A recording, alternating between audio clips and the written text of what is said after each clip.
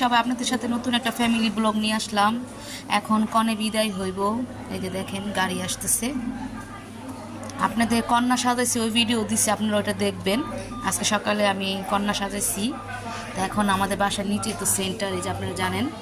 তা আজকে এখন কন্যা বিদায় হইব, এর জন্য গাড়ি আসছে। যেটা হচ্ছে জামাইয়ের গাড়ি।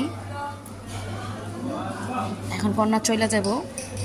আচ্ছা, ওয়েদারটা অনেক সুন্দর, দেখেন আকাশটা কত সুন্দর হয়ে গেছে, মনে হয় বৃষ্টি আসবো। দেখছেন?